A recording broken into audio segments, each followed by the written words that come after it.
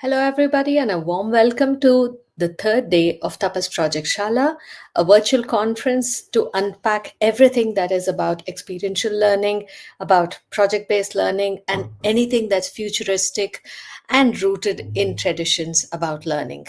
It gives me great pleasure to welcome Sarah Seleznyov. Sarah, a warm welcome to our conference. Thank A you little so much. bit about Sarah.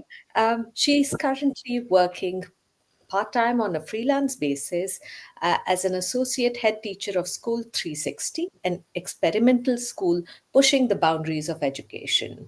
She's also part time strategic lead for learning and development for big education, with specific responsibility for the Rethinking School project, a network of schools seeking to innovate within the education system. So, Sarah, I think you're the perfect person to tell us all about how education is changing and being a part of this conference. And I have to tell everybody viewing this that I had the privilege of visiting Sarah's school and learning so much from there. And it was an absolute delight. And I'm still unpacking everything that we've learned back in November when I visited the school. So, Sarah, a warm, warm welcome. Thank you. So I will begin right at the beginning. What um, what are your thoughts about where education is today, and where are we headed?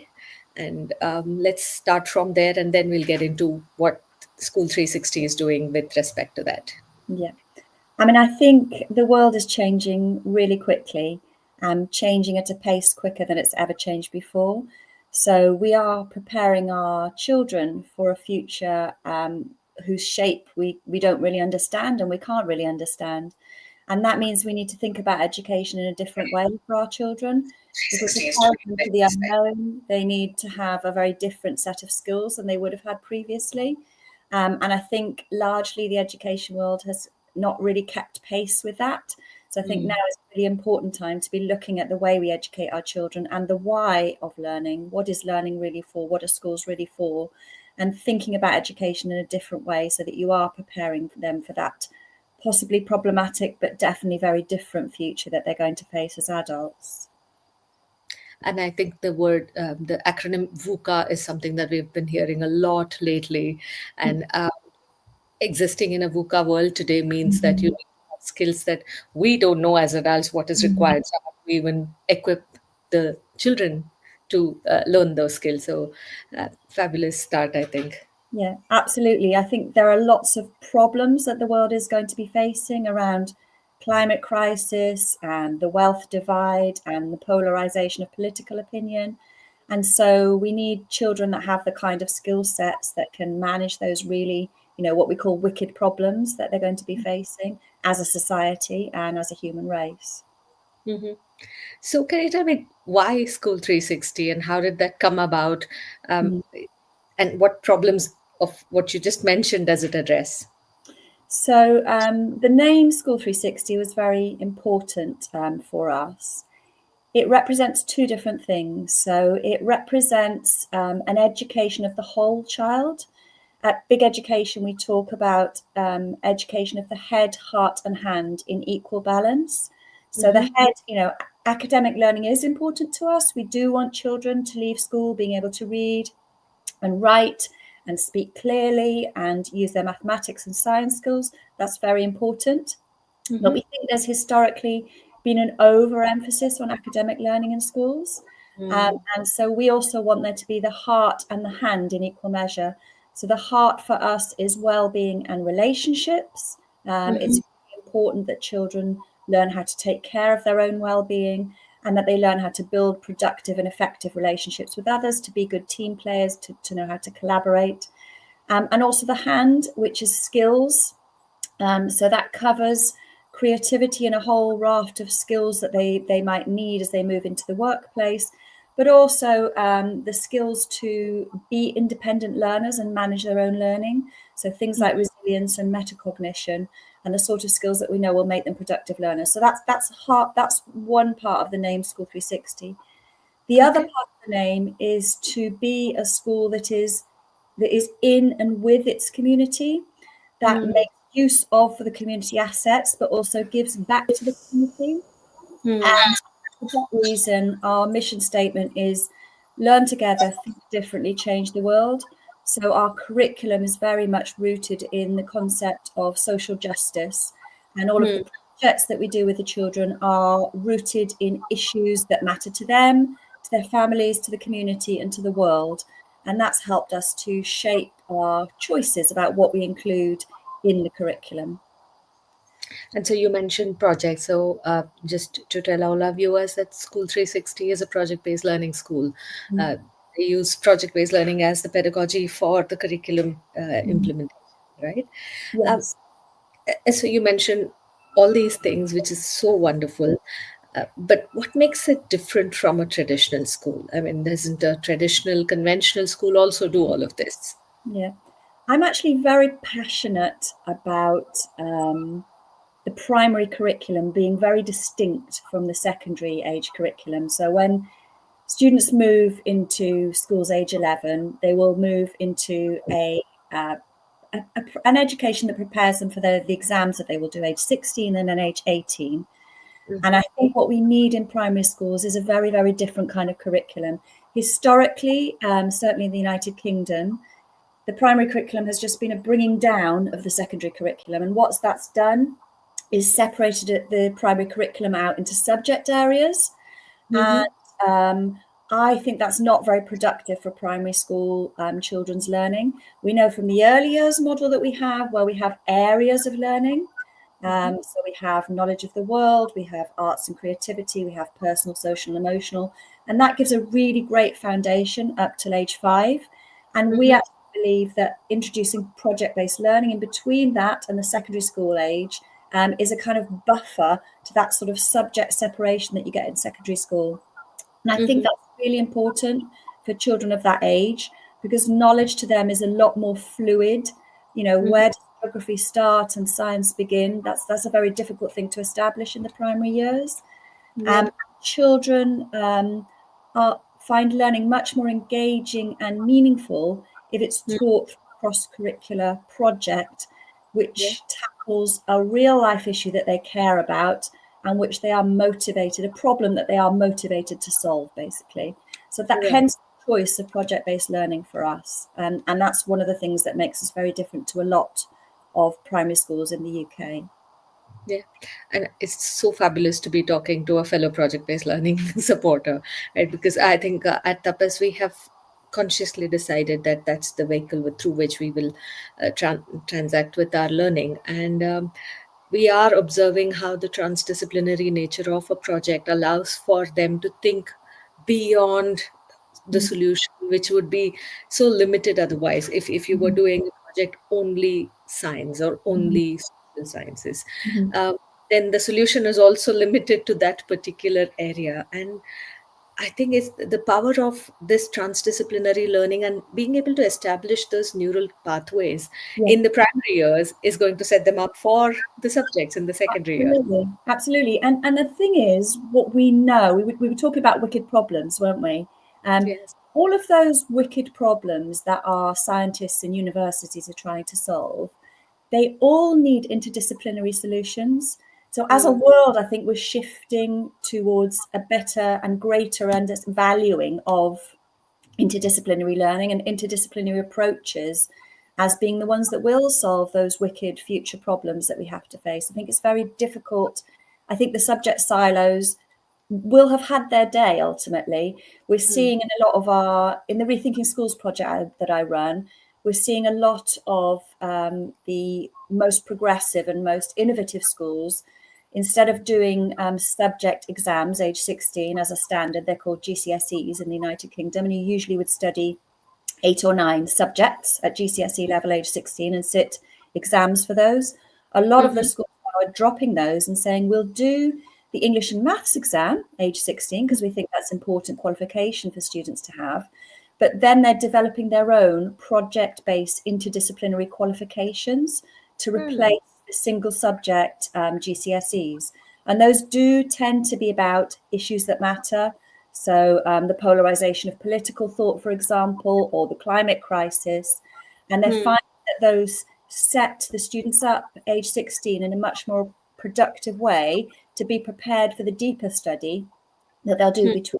beyond that, from 17 to 18 and then on to university.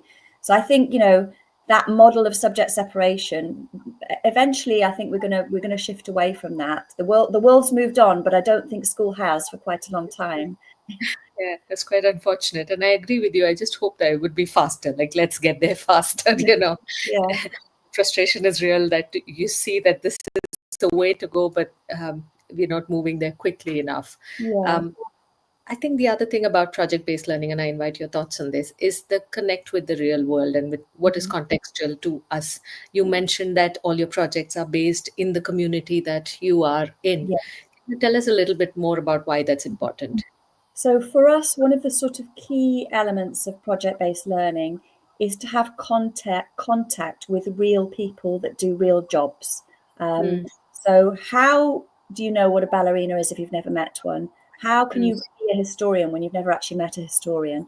So we mm, try and build into our projects contact. We're very lucky in the area we're living. We're in the middle of London, in an area of new developments. There are lots of businesses and organisations there, universities, arts organisations, and we try to connect each project to one of our local organisations and bring real people into that project.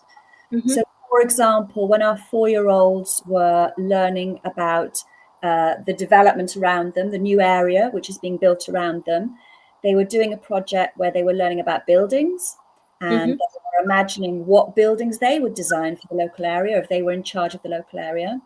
So mhm, we had come into the classroom for them. We had a bricklayer, a carpenter, an electrician, and a plumber who set mhm, up their workstations for them and showed them how to do tiling, how to do carpentry, how to connect electrical circuits together to show this is what real builders actually do.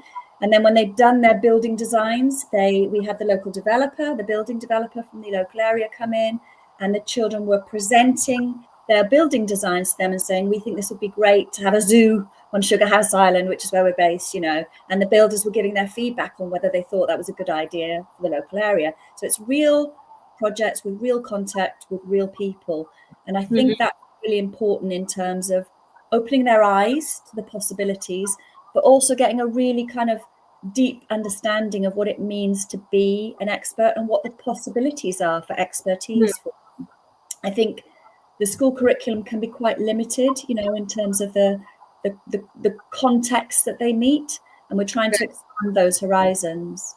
And we just started experimenting actually with a technique that builds those opportunities in through role play as well. So I don't know if you've heard of the mantle of the expert approach. I heard it first from you. So, Yes. So we're building that into our project-based learning. So that basically involves an element of role play within the project where the children are enter into role, a very specific role. So, for example, there was a year 3 project, which is for 7 to 8-year-olds, mhm, where a letter was written to, they were entered into a role play where they were taken down into a mine and found a very particular gemstone, and they were mhm, told that they were petrologists and they had to explore this particular mineral that they'd found, this gemstone, and compare it to other gemstones in the local area and create a map of the mineral assets. So that triggered them. They were the petrologists. They were given this mission. They had a problem to solve. That triggered them and motivated them to want to go and do the research about the mhm, rock stones that they had and were given as part of this role play. So it's all about taking on the mantle, the cloak of the expert within the project. So I guess two kinds of expertise: one, meeting the real experts, but two, sort of living out the role of being that expert through the project and knowing what it means to be a petrologist, or what it means to be a historian, or a filmmaker, for example. absolutely. And I love that it just draws on the natural role playing curiosity that every child has. It just every child very naturally is able Mhm. to play these roles, because I think that's how they make sense of the whole world. So, especially in the primary years, it's great. It's easy to get them to play these roles. Yeah, On that's really an engaging kind of hook for them to feel, oh, I've got a job to do, I've got an important job to do. Real or not, it still feels real to them. Absolutely. And I have to draw a parallel to what you said earlier about the development that's happening around you and how the project was about developing that. We did a project on the Indus Valley civilization, and we looked at it from the lens of Bangalore has become too chaotic in terms of the traffic it has today. Mhm. So, what can we learn from how the town planning was done during the Indus Valley civilization and use that for Mhm. if we were given a chance to change the plan of a city like Bangalore. So I think giving them that real lens and making them think about how can history help us solve today's problems was so useful. And I don't think they look at history as something that was written some time back and it's not useful anymore. Mhm. So Mhm. that's been a great learning for us. Yeah. I And also, think. it is sometimes about affecting real change, Pretty. So, our students are a little bit young at the moment. We're a new school, so the eldest students we have are age 8. But other schools in our network of schools, our Rethinking Schools project, Mhm, are undertaking projects with the children that do actually create civil action and mhm, make changes in the world around them. mhm, So schools have lobbied about social housing in the local area and got meetings with the council and made their complaints about the quality of social housing very clear. Another school we work with called Surrey Square has actually got the law changed through a mm, campaign that they ran with other local schools around the cost of naturalization for immigrant children. So, mhm. showing them that they have the agency and they have the power to make change, but also teaching them the strategies to make real life change through citizens' action. And I think that's a really important skill set for them to learn. Absolutely, and I love how through this entire process, there's a respect for each student. There is you're not preparing them for life. This is life. This is Yeah. exactly what they are living, and so that giving them the respect and telling them that yes, you are capable of something today, and Mhm. then showing them that you're a citizen and you're not just a consumer of the Mhm. world. And Mhm. that's a beautiful Yeah. example. Yeah. So Thank you're not a passive recipient of everything that happens to you. You do have power and you you. can act. And this is the kind of pathway for action that we're teaching you. Brilliant. Again, drawing a parallel, I'm just so lucky that I'm having this conversation with you. At Tapas, we also do something called as the town hall, where we every Wednesday the students meet to Mhm. discuss one problem that the school is facing, and so Mhm. you will see children telling that, if somebody says that boy is bullying me, they'll say that's a personal problem. We'll discuss it later. Now, can we talk about the problems of the school? So Yeah. it's just so beautiful that we build this community who are thinking what the problems are there, what are the Yeah. problems it's facing, and they look at solutioning right there. They have popcorns Mhm. of Mhm. solutions coming up. They vote on it, and then they try and implement the solutions and check where they are the following week. So Mhm. it's just absolutely beautiful how Yeah. citizenship can be built right from the primary years. Yeah, and the other thing, of course, that project-based learning lends itself to very well, and we try to do, is to consider the voice and the perspectives of the minorities. Mm, So I'm thinking about history projects that we do where we don't look at the narrative of that particular historical incident through a sort of Eurocentric narrative. We look at it through the minority voice perspective. So there's a there's a there's a period of history that most primary schools would study, which is the Great Fire of London, when a mm, fire happened, and because at the time most buildings were made of flammable material, a large mm, area of London was burned, and it's a big, famous historical event. But when we looked at that through the perspective of the Dutch immigrants living in London at the time, mhm, who were blamed for the fire for the sole reason that they were immigrants in that city. It mm, wasn't actually anything to do with them. And so the product that the students produced as part of that project, and bearing in mind they're only 7 years old at the time, was they did a sort of green screen filming activity where they dressed up as characters from the Great Fire of London. And one of them was a Dutch immigrant and one of them was an interviewer. And they interviewed each other about the Great Fire of London and why people were blaming the Dutch immigrants. So I think project-based learning allows you to think of different voices in those stories because the knowledge is more fluid and flexible. It's not so fixed. So mm. you have the capacity to think about different perspectives in a way that's quite difficult when you're thinking always in these narrow sort of subject silos and boxes of content, if you know what I mean. Absolutely, yes. Mm. Um, so The next question I have is, when I visited there, I know that I saw that you've used a lot of technology in the way that you enable project based learning, and Mhm, enable the kind of learning that you have just described. mhm. Can you tell me a little bit more about that, and what is your take on how much technology is too much? Okay. Um, for me, technology is a tool. I think this is one of the things that's changing very, very quickly. Let's face it, Pretty, our children are better at technology than we are. So Yes. we need to move away from that notion of we are teaching them about technology, and we Hmm. need to move towards a notion of we are going to expand their understanding of the possibilities of technology and also Hmm. make them aware of the potential but also the possible pitfalls of technology. So that's the kind of approach that we take. Hmm. We have an app called Seesaw, which I big plug for because it's been amazing for us. The Hmm. children don't really have books, the Okay. traditional exercise books that you would have in a primary school. They have one exercise book for their literacy work because, obviously practicing cursive script is Sure. important in the primary years. So they do have a writing book. But otherwise, all of their work is loaded onto the Seesaw app. It starts when they're very young. So once they've settled into their first reception class, age 4, we start teaching them how to use the iPad to take photographs, to record audio clips of them explaining their work, and then to record video clips using a very basic set of equipment, a tripod.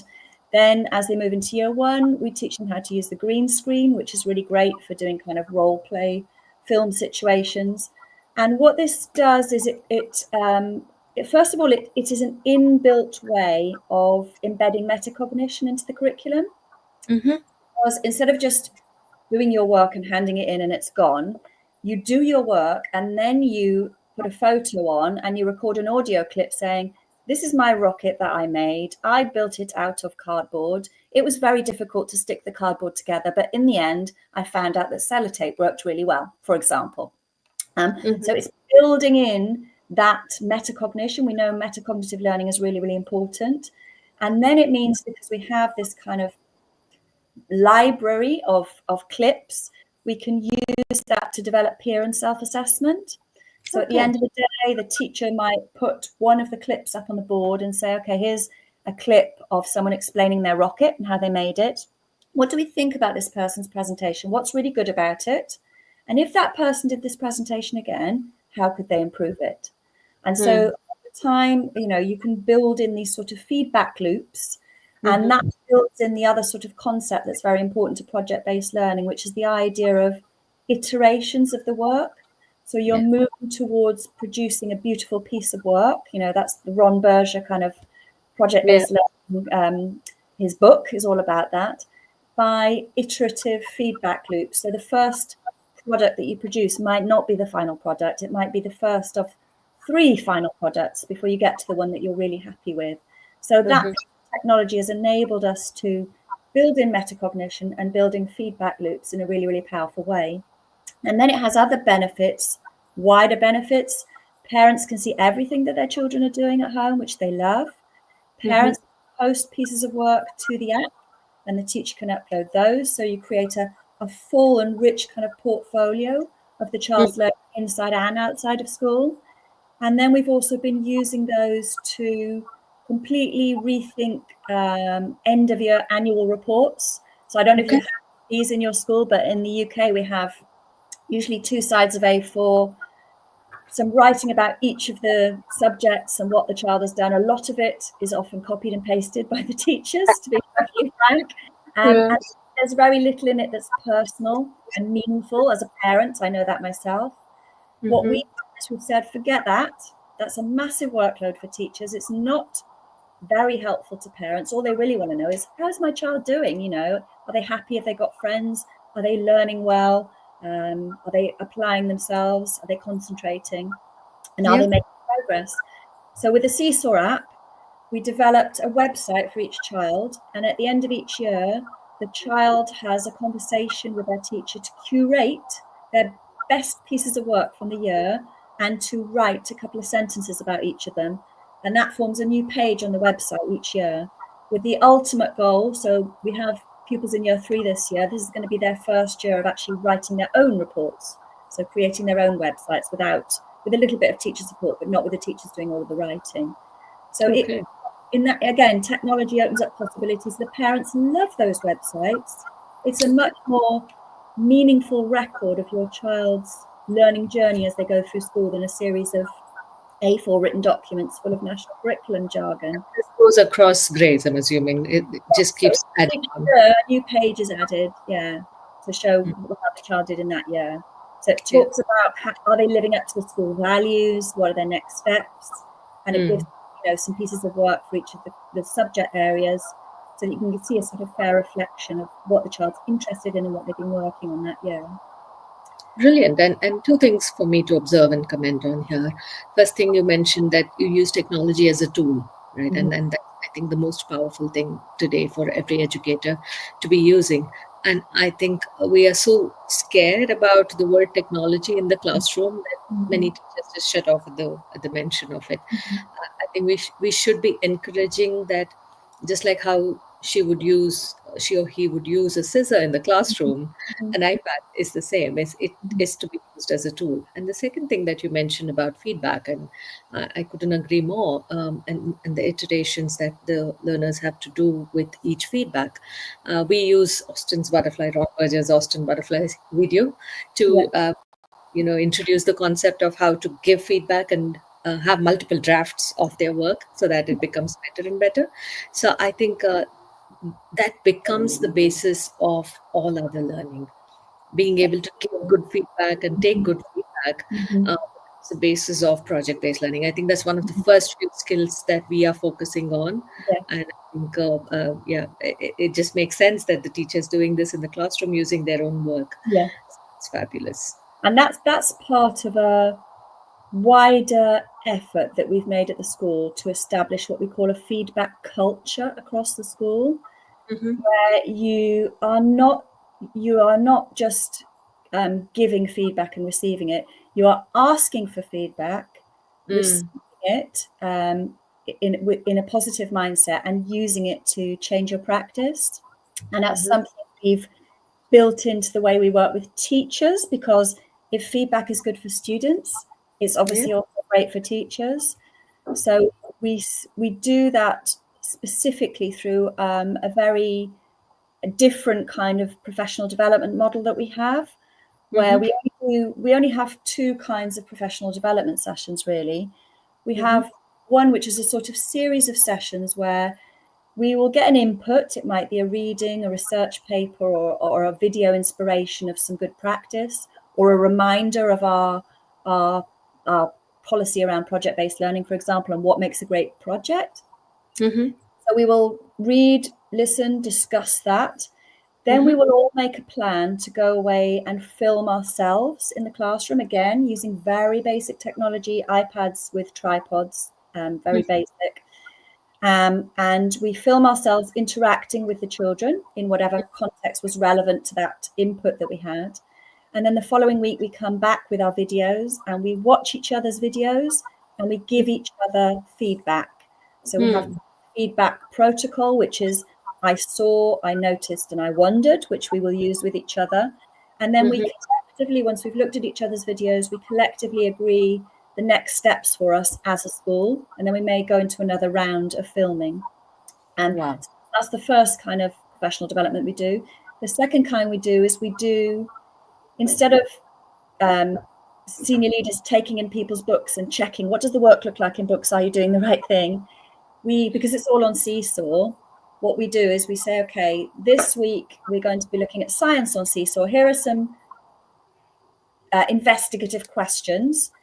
Dive Hmm. into the science on your Seesaw app for your class and Hmm. decide, are you happy with how things are going in science? Is there a good set of evidence? Are you covering a good range of skills? Have all children got sufficient work on there for science? And then you come back and tell us what your next steps are going to be. Hmm. So it's all about seeking feedback from others and using feedback to improve practice, and using that as a kind of collective school improvement process and professional development process that we all engage in together. And that might mean that a teaching assistant is giving me as head teacher feedback on one of my videos, but that's all well and good, that's how you set up a feedback culture, by laying yourself open to Right. being observed and being critiqued. Yeah. Absolutely, and that's beautiful. And this is something I did definitely carry back from there.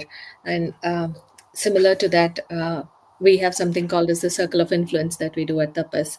And so each teacher draws a circle of influence in which she or he mentions who they have influence over and who has an influence over their work. Mm-hmm. And we some people from our circles to give us and receive feedback. Oh, And so, yeah. uh, uh, based on the feedback, we draw our growth plans, and finally, we present the growth plan and we discuss how we enable the growth. Mm-hmm. And so this is again based on peer feedback, peer reviews. Somebody has come and observed my class and is able to tell me what I'm doing, what Mm-hmm. I can do better, etc. So Mm-hmm. I think what I hear you saying is that just the way we believe that students should be given agency, choice, voice. Mm-hmm. Similarly, you are giving the same to every teacher who's at School 360. Absolutely, yeah. And I have to say, that's a difficult thing for new teachers to believe, let's say. I Mm, think what we talk about is that when you come to School 360, you have to unlearn and relearn your practice, mhm. because we are doing things very differently, and people come wanting those differences, but they still struggle to believe that it's actually true. So Yeah. just a little example of that. I was going round with one of our leaders the other day, and we were looking at an area of practice. We were just going around and just walking around the classrooms, and I was asking lots of questions, and she was Mhm. answering them. And I said to her, this is not a test. I'm not testing you. Yeah. I'm here to show you how to ask questions, and you're the person who's supposed to be asking the questions. So I'm Mm, not walking around the school testing you to see, have you led your area of learning effectively? I'm yeah. walking around the school teaching you how to ask better questions about what you're trying to achieve. And Oh, she said, I know that's true, she said, but I'm struggling. She actually said, I feel like I'm damaged from being in other schools, that I'm yeah. suspicious of being checked up on and evaluated all the time. And although Mm, you say, and I know it's true, that you're not checking up on me and evaluating me, it's difficult to get out of that mindset. Um, I think we've done a lot of damage to the teaching profession by that's tightening the noose in terms of accountability too tightly around them. And what that does is it stops people asking questions. I mean, that's what we want. We want true. people to be asking questions, not telling stories that make everything sound great, because that doesn't lead to progress in teaching. Yeah, absolutely. I agree. And I think for us, the compass is if the question is rooted or is from the lens of what's in the best interest of the student, then Mm, you're asking the right questions. Because if it's absolutely. personal, then there has to be some coaching, there's some hand holding. But I Yeah. do remember this, Sarah, when I visited your school and we were having this conversation, I asked you about what if you find somebody who's not aligned with how Mm, you do, you mhm. you work at School 360. How would you let them go? And you said, why should we let them go? I was just mind blown. Like, it was just a moment of sheer sheer shock of okay, this is possible. And my own thinking and stereotype till then was questioned, and I came back thinking, I have to do a lot more work in order to be able to deserve being a leader of this stature. So thank you so much for that, and that has shook me and made me really rethink about how we perceive and look at misalignment of the Mm, vision of the school. mm, mm. Yeah, I think one of the things that holds us all really tightly together is our values. So we talk about being a values-led school. We have 5 values: curiosity, kindness, responsibility, joy, and courage. And all of Hmm. the strategic decisions we take are Hmm. rooted in those values. And the performance management and appraisal of teachers is rooted in those values. So we ask them to evaluate themselves against those areas and then come forward with areas in which they want to develop their practice or their professionalism. Hmm. Um, And it also frames the way we build relationships in the school Mm-hmm. amongst staff, but also between staff and pupils. So we don't have sanctions and rewards. We don't have what most schools would have and call a behavior management system. We prefer to talk about building relationships. And then we teach the children how to live up to the values. If they live up to the values, we praise them orally, and that's all they need. And if they don't live up to the values, if there's a breach in one of the values, then we will have a restorative conversation where we say to them, do you know you've breached one of the values? Which value do you think you've breached? And how did it make this person feel? And how are you going to make that better? So they draw up their own sanction, if you like, their own kind of remedy for the breach in the behavior values. So that might involve going down and helping that adult to do some tidying up, or going down and apologizing to that person, or drawing a card to that person to express how sorry you are, or writing a promise to that person, how you won't do that again, and you understand how it made them feel. So it's all about taking responsibility for your actions rather than being punished, and not always really understanding why. I think that's Yeah. what systems of sanctions in a lot of schools do, is the children walk away feeling resentful, like they haven't been heard, and they're being punished without being heard and without having the chance to really talk about that situation. And that's what we've tried to do. It takes time, it takes longer, but it builds more responsible citizens who are more willing to and able to understand how to take account of their own actions, how to take responsibility for their own actions, which is what we want good citizens to do, you know? Absolutely. And I just want to spend a couple of more minutes on this particular thing about rewards and sanctions, especially when it comes to the school. We have some control over how we are.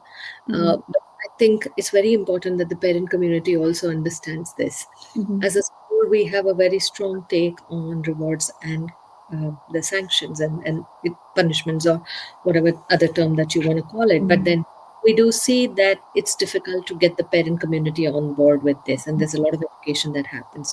Mm-hmm. How do you tackle that, or what is the message that you'd like to give parents about why rewards don't work or why sanctions don't work?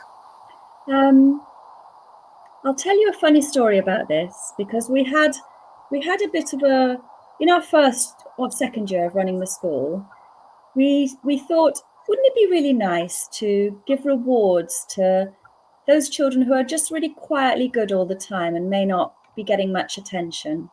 And so we decided to set something up called Hot Chocolate Fridays, where the children that were really exemplary all the time, but perhaps didn't get noticed that much, would be identified by their teacher and by some means or other. And their name would be put up on the wall. And then on Friday, they would come and have hot chocolate with the head teacher. And we thought this would be a great idea.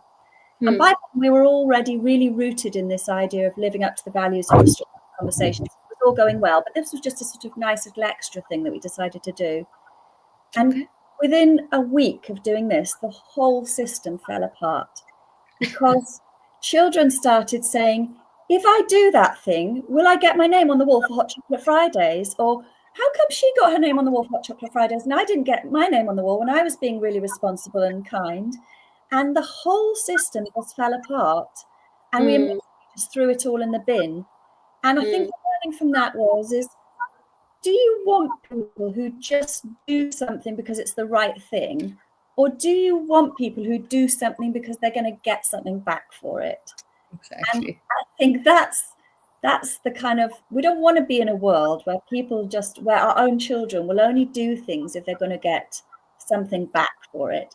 We want our children to be people who do the right thing because it's the right thing to do, and they want to be doing the right thing. And they don't Yeah. necessarily need a sticker or a prize or a £5 reward for doing that. So I think what we've done in the school is, those values are so deeply embedded. I hope that goes back into the home and the children use those words. And because all of the reports that we send to teachers are about, to parents, are about those words. And when we have our regular focus meetings with parents, we will be talking about those words and how the children are living up to them.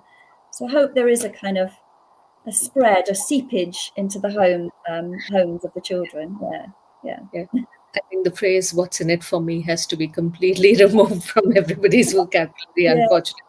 Yeah. continues to exist. And I think this is something that we realized as well. In the first year, we introduced something called as the Karikamai, which is you do all this work and then you get rewarded in these ways. And we sent it as work to be done at home, where Mm, over the period of the summer break, the kids are doing some work and then they get rewarded for it, and they carry mhm, that money back and do something for the society from it. Though the end was that they are going to use that for supporting mhm, someone, but it mhm, still meant that we were driving the message home that mhm. doing chores at home was something they ought to be rewarded for. So children who were naturally doing work at home and supporting the family as part Yeah, of the family now viewed it as a favor to the family. yeah, And we realized the mistake so quickly, and we said, no, we're not going to repeat this ever again. yeah, yeah, Very similar story, and this was also first year for us. So I think there's a lot of parallels that I'm able to draw. Um, absolutely. so now, when you do all of this, Sarah, when there's so much of work being done on the social emotional front, on the mental health front, on keeping it real and giving context to the real world and the context, you're doing so much. Mm. Do you ever feel that this translates into some of the academic goals not being met? Um, is there is there a tightrope of balance that you have to walk on, and how You do you manage that? you have to be brave. I mean, that's one of our school values, courage. You Hmm. have to be brave to lead like this because it's much easier to play the game and Hmm. teach the children to pass the tests. Hmm. But morally and ethically, as teachers, I think all of us as teachers, we know that's not real learning and that's not real teaching. If that's all we're doing, it's easier to do. It's Yeah. easy to do. Um, it's quite easy to just teach the children to pass the test. You won't get very happy children. You won't get very independent learners, but it's quite easy to do. Just spend all your time doing test practice and things that will make them better in the exams. So you have to be brave to say, I'm not going to spend all my time doing that because other things matter to me. And Hmm. you have to be convinced, which I am convinced actually, that spending time doing these things will actually help them to be better in tests later on Hmm. in their lives. So we might not get the highest test scores of primaries in the local area, but we'll be giving them much more than that because we'll be giving them the motivation, the confidence, and the independent learning skills to do really, really well when they leave us and go on to secondary school. And I Hmm. think that's more important. And actually, to be fair, our tests, the statutory tests that we have had to do so far, we are doing absolutely fine. We're doing really well compared to local schools. So it doesn't seem to have disadvantaged them, even though we're not doing things in the way they should be. For example, in year one, when they're 5 in England, we have to do a phonics screening to check Hmm. their ability to use phonics for reading. So we Hmm. don't teach phonics in the traditional way. It's a bit of a secret. We don't Okay. or stream children because we don't believe in that. Okay. We just do it all whole class and have some catch up work for struggling learners, which Okay. technically are not supposed to do. But we got really, really high results in our phonics screening. So, Hmm. it's about Right. the force of your conviction and the Hmm. belief that actually, if you are doing the right thing educationally, you will get the children the academic learning that they need. Yeah. Yeah, absolutely. And I think I endorse that view, and which is why Tapas exists today. Mm. Academic learning will happen irrespective of a school existing. It will happen whether through the massive open learning that can happen today or through YouTube videos. It can happen from anywhere. Absolutely. But the school has a purpose, and like you said, the values that you're building in every student that comes through, and those are the values I think that sets a school apart, and it's not Mhm. the academics. So that'll happen. My belief is that can happen anywhere, and we are here to help them transact life, Mhm. transact relationships, and find a way to ensure that they're good human beings. Mhm. Absolutely. Yeah. Yeah. Yeah. So I think, Sarah, we've come to kind of the end of our session. Parting thoughts, one advice that you have for educators, and one advice that you would leave parents with. So for educators, I would say be bold, teach in the way that you know is right for the children as human beings, rather than what our systems of accountability and inspection and regulation would want us to do. And for parents, I would say, choose your school carefully. What do you want your children to be left with? Is the difference between an A or a B more important than your child becoming a fully rounded human being who can move on successfully into the next phase of their life? So whatever school you choose, go there, visit, and see how you feel in that school. And are those the kinds of children that you want your child to become? Rather than just looking at the test scores and saying, oh, we must go to that school because they get really high results. Absolutely. So thank you so much, Sarah. For me, today's session has been the biggest takeaway for me has been about the conviction that you hold that there's good in every human being, whether it's a child or an adult who comes through your school, and that conviction that they will do what is right, Mm-hmm. and why the whole school is built the way it is. So I'm going to take away that conviction from this session. So it has been a pleasure chatting with you. Thank you so much for your time, and we will be in touch. Thank you so much for inviting me, Preeti. Great talking to you. Likewise. Thank you. Bye.